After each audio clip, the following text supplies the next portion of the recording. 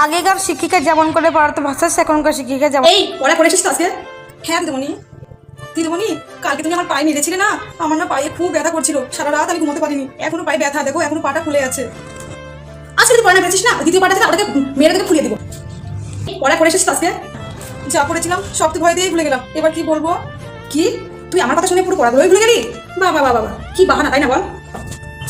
দূর ব্যাং, আজকে সে অবাধ্য মেয়েটাকে পড়াতে আসতে বলি, ভালো লাগে না, কিন্তু কি করবো, টাকারও তো প্রয়োজন আছে, পড়াতে তো হবে। দেখি আবার কি বায়না করে আবার। ও ম্যাডাম, তুমি আবার আমাকে পড়াতে এসেছো? তোমাকে আমি কতবার বলছি না আমি তোমার কাছে পড়বো না, তার সত্ত্বেও তুমি আমাদের বাড়িতে আমাকে পড়াতে এসেছো। কিন্তু মনে পড়াশোনা না করলে তুমি শিক্ষা পাবে কি করে বলো? তোমাকে তো বড় হতে হবে, তাই নয়? ঠিক আছে পড়তে পারি, আমাকে কিন্তু গেম খেলার জন্য ফোন দিতে হবে, তাহলেই আমি পড়তে বসবো, নাহলে আমি পড়তে বসবো না। ওরকম বাহানা করতে হয় না, ঠিক আছে না, একটু খেলে দিয়ে দেবে কিন্তু, ঠিক আছে? আবার কিন্তু পড়তে হবে, নাহলে তোমার মা দেখলে কিন্তু আমাকে বকা দিবে। দাও। হ্যাঁ ম্যাডাম, আমি কিন্তু শুধু বাংলায় পড়বো, আর কোনো বই কিন্তু আজকে পড়বো না। ঠিক আছে বাবা, তুমি বাংলা বইটাই পড়ো, তাও পড়ো।